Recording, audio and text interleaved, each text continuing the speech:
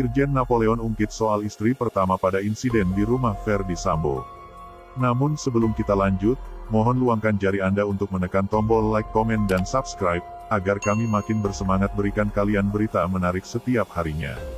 Mantan Kepala Divisi Hubungan Internasional Polri Irjen Napoleon Bonaparte menyebut senjata api, senpi, bagi polisi ibarat istri pertama. Hal itu diungkap Irjen Napoleon Bonaparte menanggapi pertanyaan seputar prosedur penggunaan senpi bagi anggota Polri.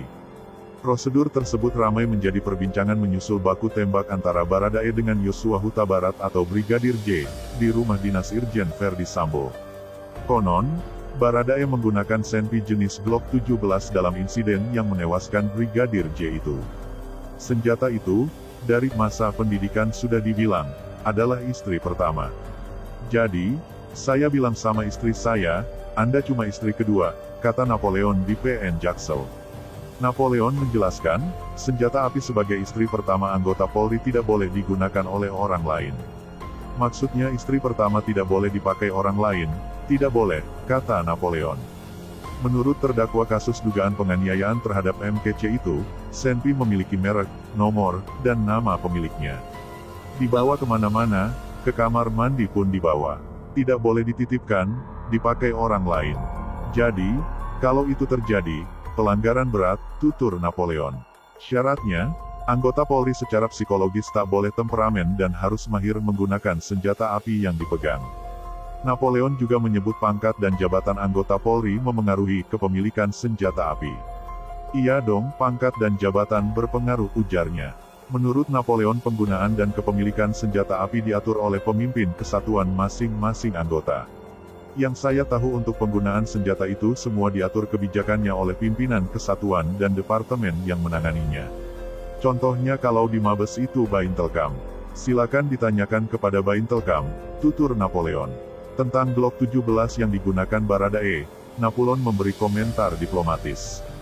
Bukan hak saya untuk menjawab, karena tadi saya bilang, itu tergantung kebijakan pimpinannya, tutur Napoleon Bonaparte.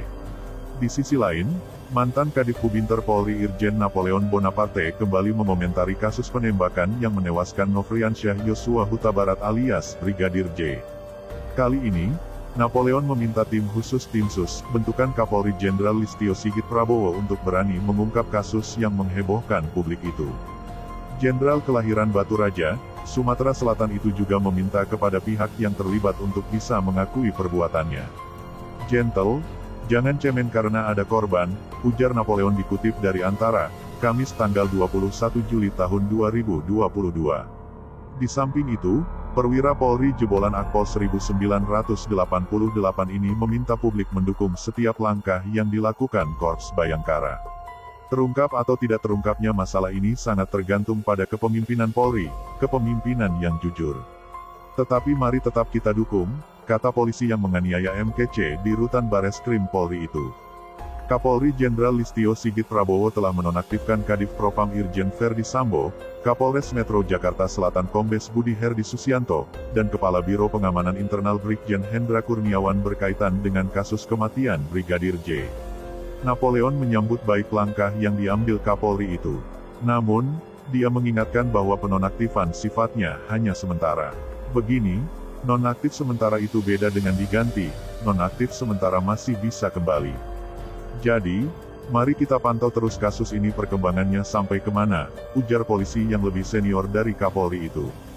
Napoleon sempat menyebut kasus penembakan di rumah dinas Irjen Verdi Sambo ini perkara mudah. Itu perkara yang mudah untuk dibongkar. Penyidik biasa saja bisa mengungkapnya. Tidak perlu TGPF tim gabungan pencari fakta, segala macam, kata Napoleon di Pengadilan Negeri Jakarta Selatan. Mungkin itu saja yang dapat kami sampaikan, bila ada kata yang kurang berkenan kami mohon maaf yang sebesar-besarnya, karena kesalahan datang dari saya selaku manusia biasa yang tak pernah luput, dari yang namanya salah, lupa, dan dosa.